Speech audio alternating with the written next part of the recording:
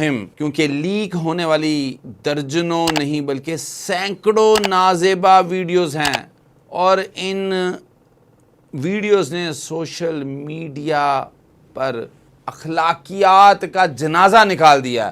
ہم اگر اپنی بات کریں تو ہم اسلامی جمہوریہ پاکستان میں اسلامی ریاست میں رہ رہے ہیں. رجب بٹ اور اس کا جو گینگ ہے مان ڈوگر، حیدر بٹ، شیزی، یہ بھی اسی ملک پاکستان کے شہری ہیں. ناظرین، میں پہلے بھی کہہ چکا ہوں، آج پھر کہوں گا کہ میں اس کو رجب بٹ نہیں رجب ایف آئی آر کہتا ہوں. اس کے کلاؤڈ سے اور اس کے جو موبائلز ہیں ان سب کے، وہاں سے درجنوں ویڈیوز ایسی نکلی ہیں جو کہ انتہائی نازیبا ہیں. اور یہ ہم جنس پرستی کو بھی پروموٹ کریں یا ہومو سیکس کو اگر ہم دیکھ سکیں. میں ان چیزوں کو، ان باتوں کو نہیں دہراؤں گا کیونکہ اس معاشرے میں ہم اس چیز کو ایکسپیکٹ نہیں کر رہے تھے کہ کوئی بھی شخص، کوئی بھی فیملی ویلاگر اس لیول پہ جا کے پورٹرے کرے گا. لیکن جو صورتحال تھی، بار بار چیخ کے چلا کے ہم اپنے ویلاگز اور ویڈیوز میں، اور مختلف ہمارے جو ساتھی ہیں، دوست ہیں، مختلف کارڈنز ہیں، حلقہ احباب ہے، مذہبی تنظیمیں ہیں اور وکلا برادری ہے، میڈیا ہے، وہاں سے یہ بات بار بار اٹھائی جا رہی تھی کہ رجب بٹ اور یہ تمام جو اس کے دوست ہیں، یہ ایک ایسا گینگ ہے جو کہ کسی بیرونی ایجنڈے پہ کام کر رہا ہے، کسی بیرونی سازش پہ کام کر رہا ہے، جو کہ آہستہ آہستہ سلو اینڈ سٹیڈی آگے کو بڑھتی ہوئی دکھائی دے رہی ہے. کیونکہ رجب بٹ نے پہلے، رجب ایف آئی آر کہوں گا میں، پھر آج کہہ دوں گا کیونکہ میرے جذبات اس وقت میں آپ کو بتا نہیں سکتا. کیونکہ میں یہاں ایک بات کہنا چاہتا ہوں کہ ہر خاندان میں، ہر فیملی میں چھوٹے چھوٹے بچے رجب بٹ سے اس وقت آپ کہہ لیں کہ بہت ہی زیادہ طور پہ آئیڈیلسٹک، اس کو آئیڈیل بنا کے چاہ رہے ہیں کہ رجب بٹ کے بارے میں کوئی بھی ایسی بات سننا پسند نہیں کرتے. اس لیے اس چیز کو اگر سامنے رکھی جائے تو رجب بٹ اور اس کا گینگ اس وقت ملک پاکستان میں، وطن عزیز میں فحاشی کے علاوہ کچھ اور نہیں پھیلا رہے، اور جو کہ میں اس کو بہت زیادہ کنڈیم کرتا ہوں. اور یہ پہلے بھی کہا میں نے اور اب پھر کہوں گا کہ حکومت کو چاہیے کہ اس کے خلاف باقاعدہ لیجسلیشن کی جائے اور ان کو اس دائرے میں لے کے آ جائے. بات یہ کروں گا کہ رجب بٹ جب پہلے 295C والا میں نے ایک ویلاگ کیا ناظرین، اس میں بتایا کہ رجب بٹ کو سعودی عرب بھگا دیا گیا، جانے دیا گیا. اگر کسی، ہم اکثر دیکھتے ہیں کہ بے شمار لوگوں کے پاسپورٹ کنٹرول لسٹ پہ نام ڈال دیے جاتے ہیں، تو کیا یہ رجب بٹ اور اس کا گروہ اتنا طاقتور ہے؟ یہ جب چاہتا ہے ملک سے باہر فرار ہو جاتا ہے، جب چاہتا ہے واپس آ جاتا ہے. یہ کون سی تنظیم ہے، کون سی این جی او ہے، کون سی ایسی جو آپ کہہ لیں کہ طاقت ہے، خفیہ طاقت ہے جس کے ایجنڈے پہ یہ کام کرتے ہیں؟ کیونکہ سلولی اینڈ سٹیڈلی پہلے انہوں نے ایک کاری ضرب 295C پہ لگانے کی کوشش کی، جو کہ تھانہ نشتر ٹاؤن میں ایک ایف آئی آر بھی ہوئی. اس کے علاوہ میں بات کروں کہ گاہے بگاہے Rajab F I R, Rajab Butt نہیں رجب ایف آئی آر نے گاہے بگاہے اگر آپ اٹھا کے دیکھ لیں کہ وہ لا قانونیت کا شکار ہو چکا ہوا ہے اس وقت، اور جو اس وقت شرافت کا لبادہ اوڑھ کے ہمارے بچوں کے فیڈ میں گھس چکا ہوا ہے، یہ پورا گروہ جو ہے اس میں گھس چکا ہوا ہے. ناظرین، میں ہوں واجد باوا اور آپ دیکھ رہے ہیں میرا آفیشل ڈیجیٹل چینل واجد باوا آفیشل. ناظرین، میں اب کہوں گا کہ سوشل میڈیا کی چمکتی دنیا کے پیچھے چھپی سچائی اکثر بہت کڑوی ہوتی ہے. آج جس نام پر بات کر رہے ہیں وہ کوئی غیر معروف نہیں ہے، وہ ایک بدنام زمانہ نام ہے. اس وقت اگر بات کی جائے، کہا یہ جاتا ہے کہ وہ ایک متنازع شخصیت بن چکی ہے رجب ایف آئی آر، جس کے ارد گرد تنازعات بہت زیادہ ہیں اور نیشنلی انٹرنیشنل لیول کے तनाज़ात उनके गिर्द घूमते फिरते हैं। अब जो उनकी बरहना वीडियोस लीक हुई हैं, यहाँ पे सोशल मीडिया पे मैंने देखा सुना ये कि वो कह रहे हैं कि हमारी जो वीडियोस हैं, हमारे मोबाइल्स हैक किए गए और किसी ने हमारी वीडियोस लीक की गई। नाज़रीन, कानूनी तौर पे मैं एक नुक्ता यहाँ पे सबको क्लियर कर दूं कि यहाँ पे उन्होंने एडमिट कर लिया है कि ये वीडियोस उन्हीं की हैं। अगर उन्होंने एडमिट कर लिया है पब्लिकली सोशल मीडिया पे, तो उन पे कानून की गिरफ्त सख्त होनी चाहिए और उनको कानून के दायरे में लाके करार वाकई सज़ा दिलवानी चाहिए और इस खिलवाड़ को बंद किया जाना चाहिए। ये जो हमारे माशरा इसको गंदगी से फैलाया गया है और गंद फैलाया जा रहा है। नाज़रीन, मैं बड़े अफसोस से, क्योंकि शर्मिंदगी का मादा पहले ही कम हो चुका हुआ है इन लोगों में और इनको बहुत ज़्यादा तूल और ढील दे दी गई है। तो नाज़रीन, ये बात तमाम लॉ इन्फोर्सिंग एजेंसीज भी इस चीज़ का नोटिस लें, क्योंकि अब वो ये एडमिट कर चुके हैं और पीका एक्ट के तहत अगर आप नाजेबा वीडियोस बनाएं किसी की या अपनी और उनको वायरल करें तो ये कॉग्निजेबल हैं। इसकी फौरी एफआईआर दर्ज होनी चाहिए और इन सब को पकड़ा जाना चाहिए। और नाज़रीन, मैं यहाँ कहूँगा कि जब ये वीडियोस किसी और को दिखाने के लिए बनाई जाती हैं तो फिर ये सिर्फ प्राइवेसी की खिलाफ वर्जी का मामला नहीं रहता, बल्कि किरदार की बरहनगी और नंगे पन का मुजाहरा कर रहा होता है। तनाज़ा सिर्फ नाजेबा वीडियोस तक महदूद नहीं है। नाज़रीन, यूट्यूबर बदनामे ज़माना रजब FIR अब उसकी इज़्दिवाजी ज़िंदगी भी शदीद बहरान का शिकार है। नाज़रीन, मैं ये यहाँ पे डिटेल में नहीं जाऊँगा क्योंकि ये एक ज़ाती और निजी मामला है, लेकिन इस वक्त उसकी बीवी कहा यह जा रहा है कि वो प्रेग्नेंट है, she has conceived his baby. दूसरी तरफ रजब भट्ट बाहर के मुल्कों में जाके इस वक्त ज़ारा मलिक के साथ उसकी वीडियोस भी जो है ना सोशल मीडिया पर इंतहाई ज़ेर बहस हैं और उसकी भी इंतहाई मज़म्मत की जा रही है, क्योंकि दुबई में और दीगर जो रियासतें हैं यहाँ पे एमिरेट्स में, वहाँ पे अक्सर क्वाली नाइट्स में देखा गया है कि मुख्तलिफ़ मकामात पे भी ये देखा गया है और इनके जो कुर्ब के लम्हात हैं ऐसे, वो भी हम ये कहेंगे कि हमारे माशरे में पब्लिकली ये इन ममानत है इसकी। तो ये तमाम चीज़ें जो हैं वो इस तरह की शकूक व शुबहात को जन्म देती हैं, क्योंकि अब उसकी जो फैमिली लाइफ है वो भी एक आप कह लें कि टूटने के वर्ज पे है। तो नाज़रीन, यहाँ पे जो रजब FIR की हालिया वीडियो में ईमान के जो उसकी बीवी है उसके भाई को भी धमकी मेज़ाना लहजे में ये कहा गया है कि ये मेरे और मेरी बीवी का मामला है, आप सांप ना बने। दैट्स मीन के रजब भट्ट कहलाता तो फैमिली वीलॉगर है, लेकिन यहाँ पे उसको ये नहीं पता कि फैमिली किसको कहते हैं, फैमिली क्या होती है। वो उसके भाई को जिस तरह ये धमकियाँ दे रहा है तो उसको इस चीज़ का, रजब FIR को नहीं पता। नाज़रीन, इसके अलावा मैं यहाँ पे ये बात करूँगा कि सूरत हाल ऐसी है कि इन लोगों पे पहले भी बेशुमार मुकदमात जो है ना दर्ज किए जा चुके हैं, जिनसी ज़्यादती के हवाले से, मजहबी तौहीन, ब्लैक मेलिंग, नाजायज़ असला, वाइल्ड लाइफ एक्ट के तहत। उसके अलावा भी पिछले दिनों रजब भट्ट ने एक जो अपने घर पे ही एक फायरिंग का ड्रामा रचाया और बाद में ड्रॉप सीन से पता, ये शूटर से पता ये चला कि ये रजब भट्ट के माँ पे ही फायरिंग की गई है, ये किसी को फंसाने के लिए की गई थी।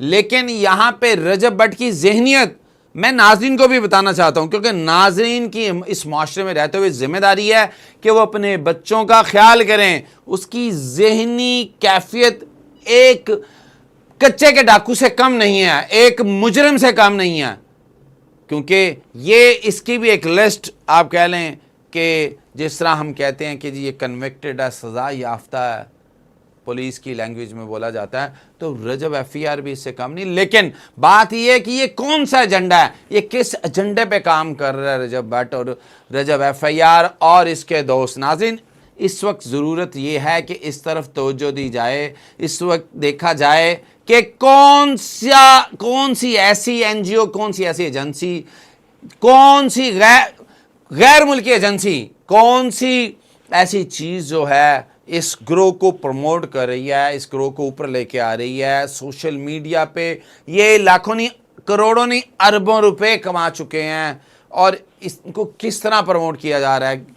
تو ناظرین یہاں پہ this is very disgusting, it is beyond thinking of this community. اس معاشرے کی سوچ سے یہ بہت دور نکل چکے ہیں. ان کو پکڑ کے اب بالکل اس سے آگے ان کو ڈھیل نہیں دینی چاہیے, چھوٹ نہیں ملنی چاہیے, اور ہمارے لا انفورسنگ ایجنسیز کو چاہیے کہ ان کو پکڑ کے قانون کے دائرے میں لا کے ان کو سزا دی جائے قانون کے مطابق, تاکہ یہ معاشرے میں ایک سدھار پیدا کیا جا سکے. جی ناظرین, اس وقت اگر دیکھا جائے تو ناظرین یہ اس چیز کی طرف بھی لے کے جا رہے ہیں, کیونکہ باہر کے ممالک میں مرد کی مرد سے شادی, عورت کی عورت سے نکاح کرنا یا میرج کا کانٹریکٹ کرنا وہاں پہ لیگلائز کر دیا گیا ہے یورپین ممالک میں, ویسٹرن کنٹریز میں.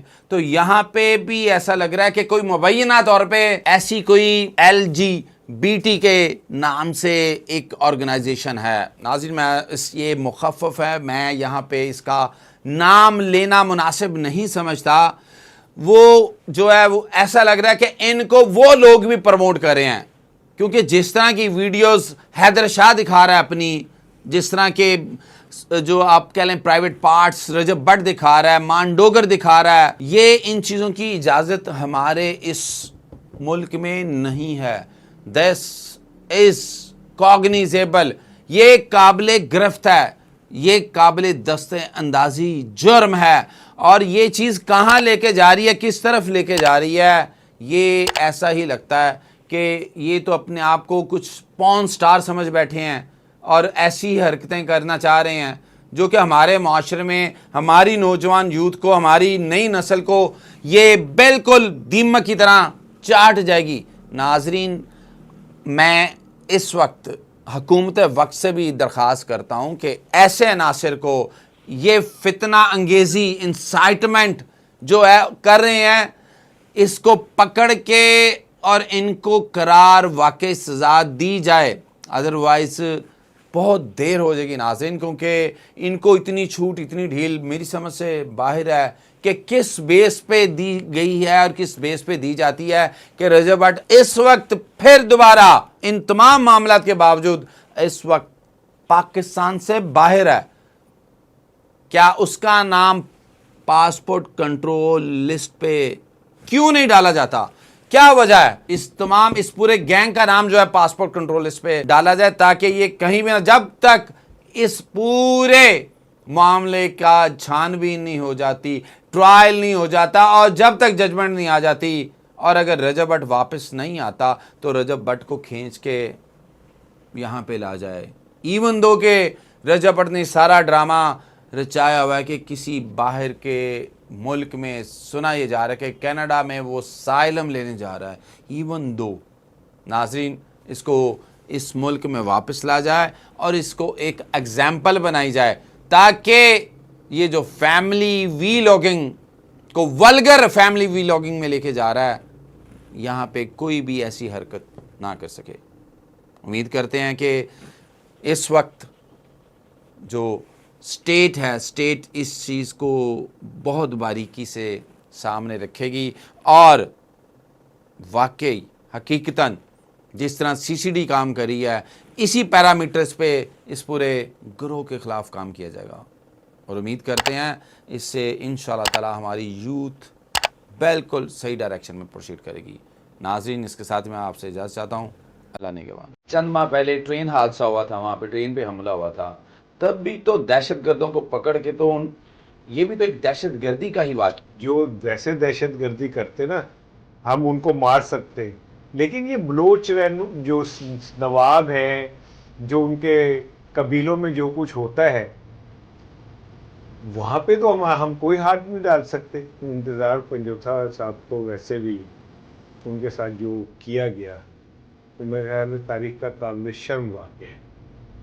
جس طرح انہیں اغوا کیا گیا, جس طرح اداروں نے ان کے ساتھ ٹارچر کیا, مینٹل حکومت نے کیا یا اسٹیبلشمنٹ نے؟ مجھے نہیں پتا, ایک ریکنسیلیشن بار بار مذاکرات شروع ہوتے تھے کہ بانی پی ٹی آئی کے درمیان اور حکومت کے درمیان، تو یہ کون سی ایسی شرطیں ہیں جو ریکنسائل نہیں ہو پا رہی ہیں آج تک؟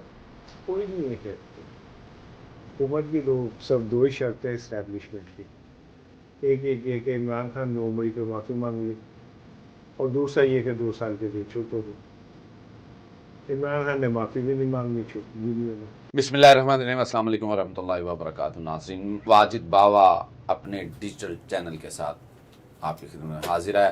آپ سے ریکویسٹ ہے کہ آپ میرے چینل کو سبسکرائب کریں، لائک کریں، بیل آئیکن کو آن کر دیں اور اپنے کمنٹس گائے بگائے بھیجتے رہا کریں تاکہ ہمیں پتہ چلتا رہے کہ آپ ہمارے بارے میں کیا کہنا چاہتے ہیں، so that we can make improvements. تو یہاں پہ آج میرے ساتھ میرے قابل احترام مہمان اسار رانا صاحب موجود ہیں۔ السلام علیکم رانا صاحب۔ اچھا رانا صاحب، آپ نے دیکھا سوشل میڈیا پہ ایک ویلا چل رہا ہے اور بہت بڑا، ہر بندہ کنڈیم کر رہا ہے، ہر فرقہ کنڈیم کر رہا ہے، ہر جگہ سے کنڈیمنیشن آ رہی ہے، مذمت کی جا رہی ہے۔ بارہا وفاقی وزیر قانون نے بھی اس کو کنڈیم کیا ہے کہ یہ ایک بہت بڑا جو ہے نا ایک کوسچن مارک ہے، لیکن انہوں نے یہ کہا کہ یہ بلوچستان حکومت اس پہ ایکشن لے۔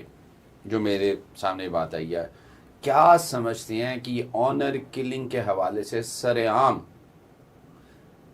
2 بندوں کو، شیتل جو کہ ان کی اپنی بیٹی تھی اور ساتھ زرق، دونوں نے پسند کی شادی کی، ان کو قتل کر دیا گیا۔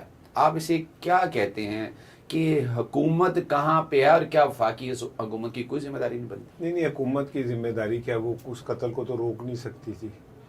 اس کی ذمہ داری شروع ہوتی ہے کہ اب وہ کیا کرتے ہیں، کیا جنہوں نے ایسا کیا انہیں سزا ملتی ہے؟ تو میں آپ کو بتاؤں کہ کوئی خواب دیکھنے کی ضرورت نہیں ہے، انہیں کوئی سزا نہیں ملے گی۔ وہ یہ نظام آج سے یہ سارا کچھ ہو رہا ہے، پچھلے کئی صدیوں سے وہاں یہ نظام چل رہا ہے، اور ہم مصلحتاً منافقانہ طور پہ ہم خاموشی اختیار کر جاتے ہیں کہ جی قبائلی وہ ہے۔ بھائی اب کوئی قبائل نہیں رہا، تعزیرات پاک و ہند جو ہے وہ تو سب پہ لاگو ہوتی ہے، لیکن یہ ملک طاقتوروں کا ہے، وہ سب کا وڈیرے کچھ نہیں ہونا۔ وہ سندھی وڈیرے کا کیا ہوا جس نے وہ ایک ملازمہ کو گھر میں قتل کر دیا تھا، دوسری کو باندھ کے رکھا ہوا تھا، اس کی ماں کو بھی باندھ کے رکھا ہوا تھا؟ کبھی آپ نے دوبارہ سنا اسے کوئی سزا ہو گئی؟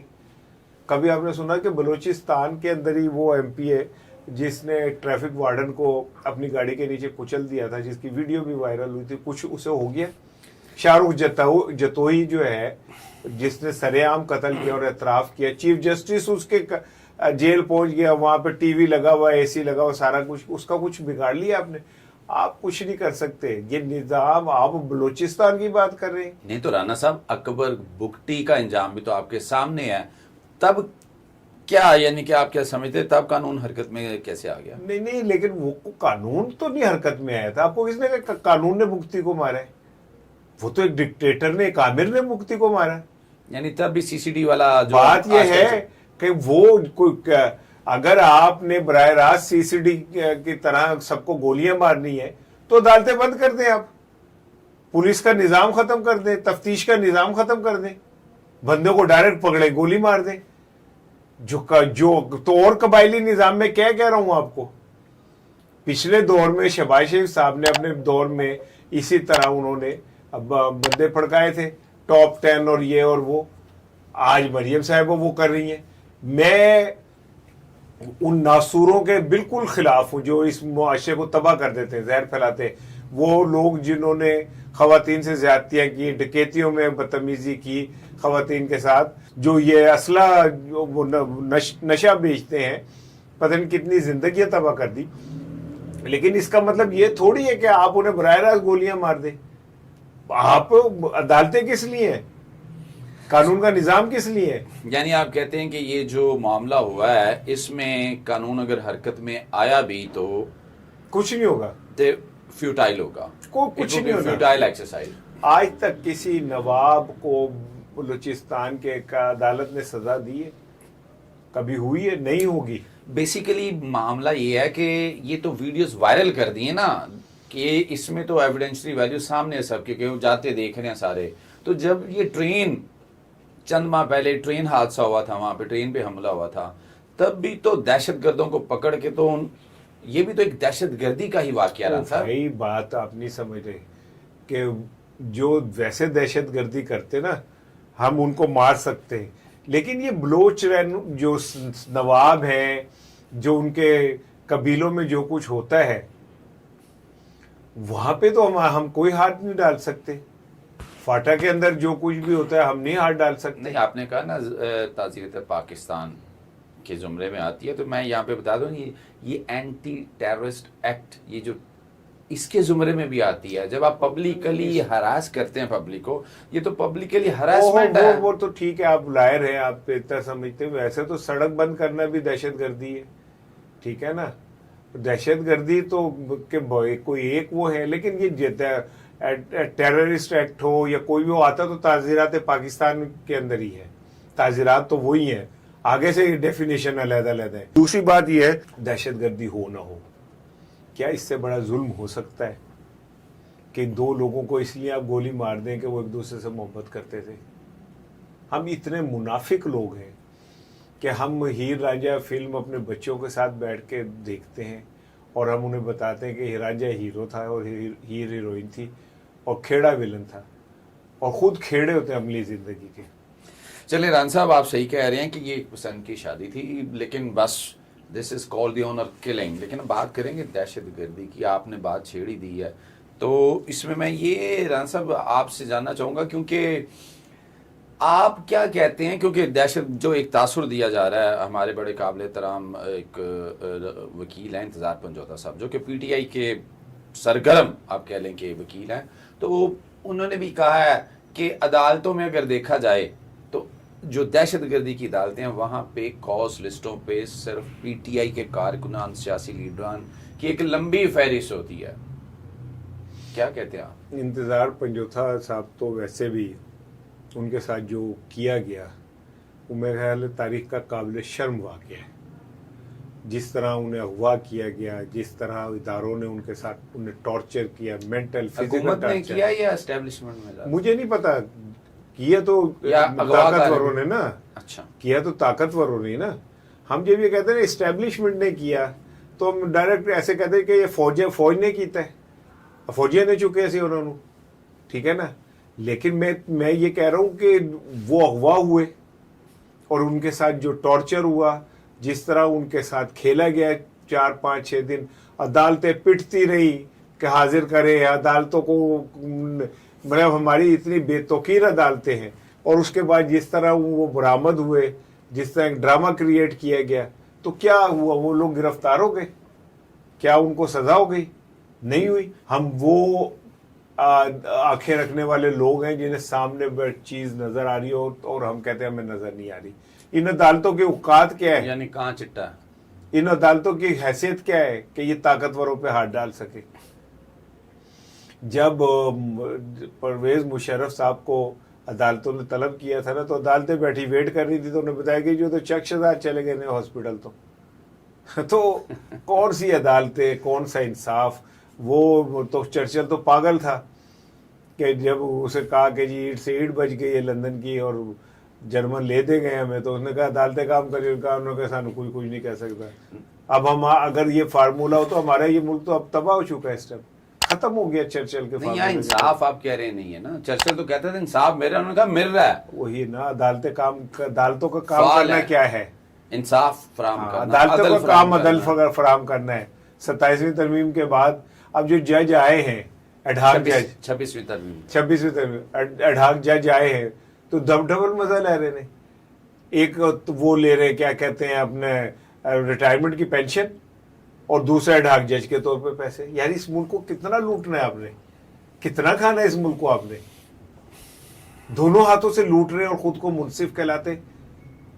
یہ جب اللہ کی عدالت میں پیش ہوں گے ان کے ساتھ بہت برا پیش ہے. ہاں اللہ تعالیٰ, میرا یقین ہے ان کو معافی نہیں ملنی. اچھا, آپ کہہ رہے ہیں ان کو معافی نہیں ملنی ججوں کو. ظاہری بات ہے جو صورتحال نظر آ رہی ہے کہ انصاف کہیں بھی فراہم نہیں کیا جا رہا, تو جو آنے والا وقت ہوگا یا اللہ کے ہاں جب پیش ہوں گے تو دیکھتے ہیں. معافی کا دروازہ تو اللہ کا بہت بڑا ہے, لیٹ سیک کے کیا ہوتا ہے وہاں جا کے. اچھا ران صاحب یہ بتائیے گا کہ یہ جو ایک ریکنسیلیشن بار بار مذاکرات شروع ہوتے رہے کہ بانی پی ٹی آئی کے درمیان اور حکومت کے درمیان، یا آپ نے آگے کہا کہ فوجی، تو یہ کون سی ایسی شرطیں ہیں جو ریکنسائل نہیں ہو پا رہی ہیں آج تک؟ کوئی نہیں ہے شرط. حکومت کی صرف دو ہی شرطیں اسٹیبلشمنٹ کی.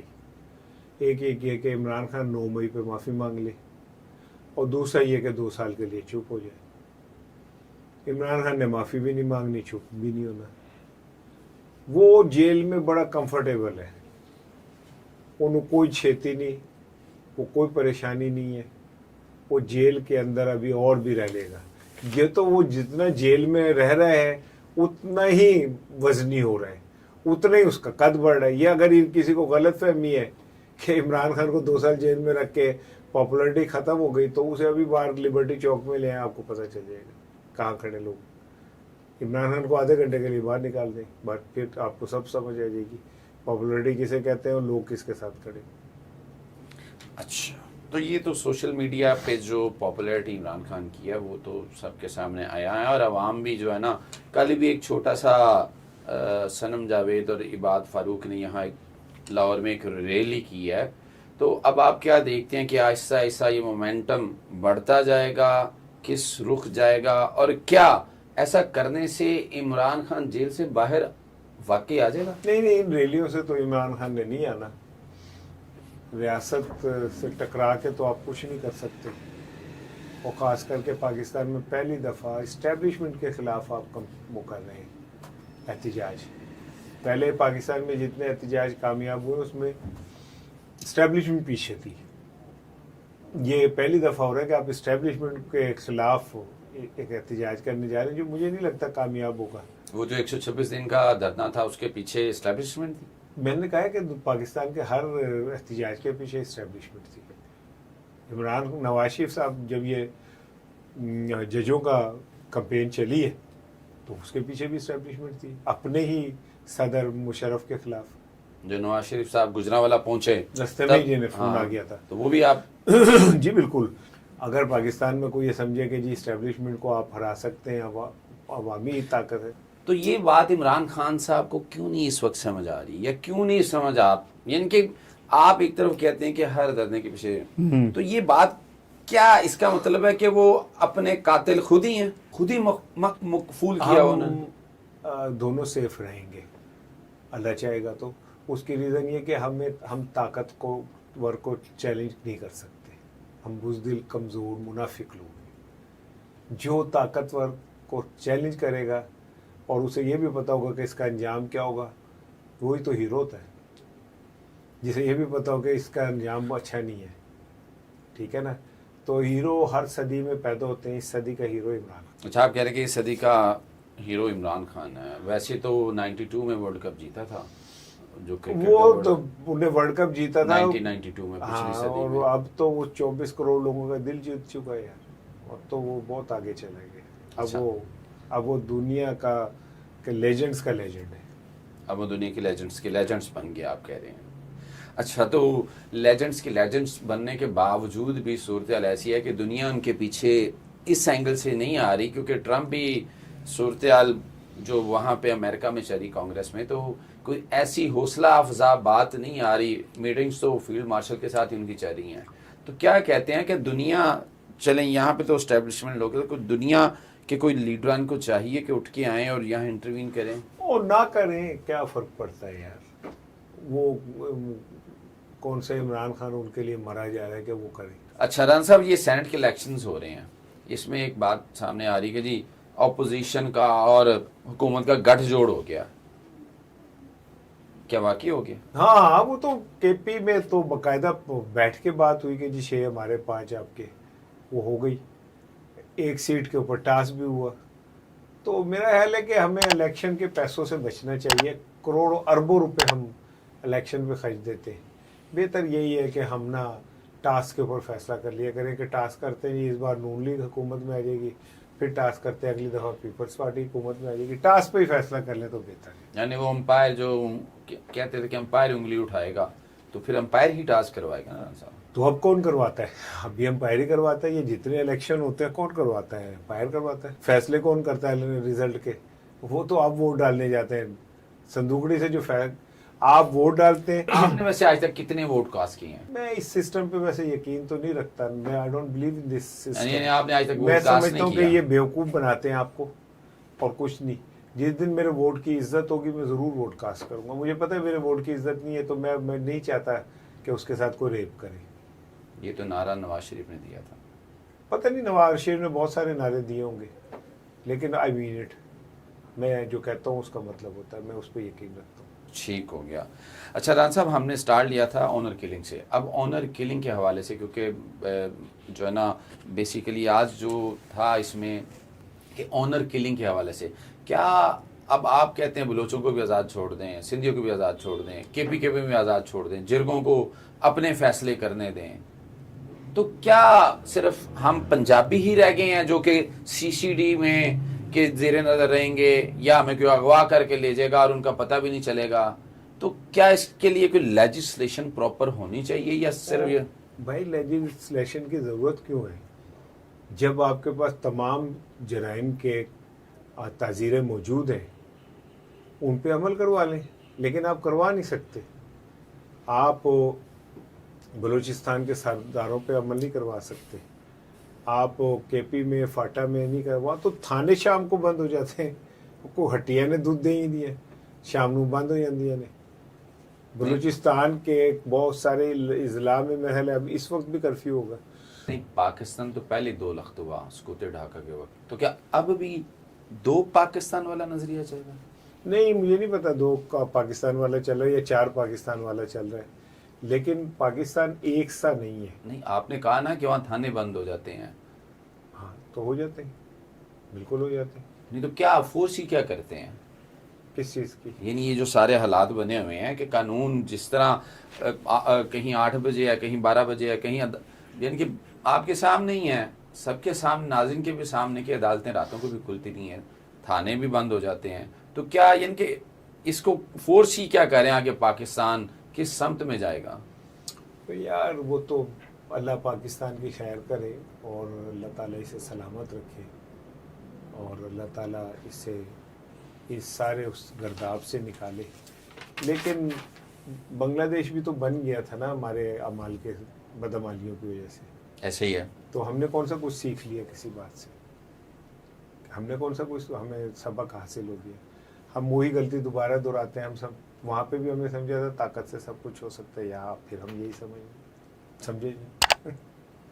ٹھیک ہو گیا. ران صاحب, آپ نے کہا کہ اس وقت پاکستان کی صورتحال جو بن رہی ہے وہ ہم کہیں گے ہمارے اعمال ہیں, صرف اعمال بدعمالیوں کی وجہ سے ہوا. تو یہ جو ہمارے اعمال ہیں یہ کس طرح, کیا اسلامی جمہوریہ پاکستان میں حقیقی اسلام کا نفاذ کر دیں تو پھر کوئی بہتر ہو سکتے ہیں ہمارے اعمال؟ یہ جو دنیا کے پرامن ترین ممالک ہیں, خوشحال ترین ممالک ہیں, وہاں کون سا مذہب ہے؟ کوئی مذہب نہیں ہے. آپ اسکینڈینیویا چلے جائیں, آپ کو تو وہاں کوئی نظر نہیں آئے گا کچھ ایسا, نہ کوئی مذہب, نہ کوئی فوج, نہ کوئی کچھ. آپ لوگوں کو انہوں نے تو چارٹرز کیے ہوئے نا ارد گرد اپنے جیوگرافیکلی جو ممالک ہیں آپس میں, کہ پیس چارٹر 2 سال کیوں نہیں کر سکتے؟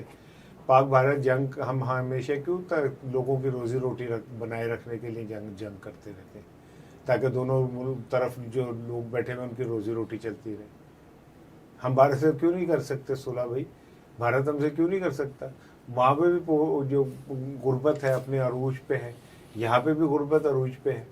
تو جو پیسہ مسئلے پہ اور اس پہ لگا رہے ہیں, اگر ہم وہی اسکولوں پہ, صحت پہ, روٹی پہ لگائے تو عوام کی زندگی میں تبدیلی نہیں آ سکتی؟ آ سکتی ہے, لیکن اس سے پھر لوگوں کی روزی روٹی بند ہو جاتی ہے. کن لوگوں کی؟ جو یہ سب کچھ کرتے ہیں. اچھا, جو یہ سب کچھ کرتے ہیں. ٹھیک ہے ران صاحب, دیکھتے ہیں کہ صورتحال کیا بنتی ہے, کہ آنے والا وقت کس سائڈ پہ جاتا ہے, کیا معاملات ہوتے ہیں. تو ایک بس اب میں آپ سے اجازت لینا چاہوں گا, اور اس سے پہلے ایک کوشچن آپ سے کروں. اکتوبر میں بھارت کی بات ہوگی ہے, انڈیا میں انتخابات ہیں, دوسری سائڈ پہ ابھی مختلف نیوز پیپر ہے, نیو یارک ٹائمز ہے, لی مونڈے, اور ٹرمپ نے بھی کہہ دیا کہ پاکستان نے انڈیا کے 5 جہاز مار گرائے.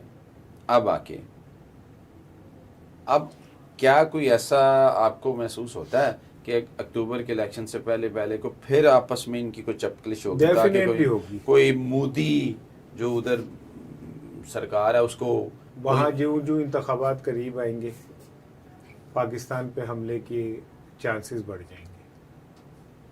یہاں پہ بھی جب جو عمران خان کے تحریک اگر بہت بڑھ جاتی ہے کسی ایک بہت بڑے سیچوریشن پوائنٹ پہ ہوتی ہے تو کچھ بھی ہو سکتا ہے.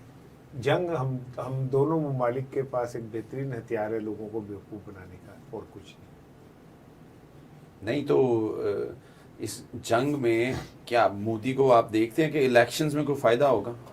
فائدہ نقصان کا نہیں مجھے پتا ہے لیکن ہی ول اٹیمپٹ ڈیفینیٹلی کرے گا کیونکہ ہمارے جنرل صاحب تو اپ گریڈ ہو گئے فیلڈ مارشل بن گئے ہیں تو آگے یعنی کہ لیکن آپ کہہ رہے کہ جنگ ہوگی کہ وہ کریں گے وہ باز نہیں آئیں گے وہ کریں گے اور پہلے سے زیادہ طاقت سے کریں گے. اس بار انہوں نے صرف ہمارے کیپیبلٹی چیک کی ہے کہ ہم کتنے کیپیبل ہیں. اچھا آپ کہہ رہے کہ زیادہ طاقت سے کریں گے تو ہمارا جواب کیسا ہونا چاہیے؟ الحمدللہ جو ہونا جو جیسے اب دیا ویسے جواب دیں گے. 3 دن صبر کرنا چاہیے پھر ہمیں تو بین الاقوامی پریشر تھے ہمارے پہ. ٹھیک ہو گیا. جی ناظرین امید کرتے ہیں کہ ایک تو آنر کلنگ کے حوالے سے جو بات کی ہے کہ ایک پسند کی شادی پہ جو ناحق 2 افراد کا قتل کیا گیا سر عام اور اس کو وہ وائرل کیا گیا, اس پہ قانون کو ڈیفینٹ حرکت میں آنا چاہیے, ادروائز لا قانونیت بہت زیادہ بڑھتی جائے گی, خواہ وہ پاکستان کے کسی بھی خطے میں ہو جہاں پہ تعزیرت پاکستان جاتی ہے. اس کے علاوہ رانا صاحب کے بقول کہ انڈیا میں الیکشن سے پہلے جو ہے وہ کچھ ایسا سینیریو دوبارہ بنے گا کہ انڈیا پھر پاکستان پہ حملہ کرے گا, اس لیے پاکستان کو تیار رہنا چاہیے. اس کے ساتھ ہی آپ سے اجازت چاہتے ہیں. اللہ نے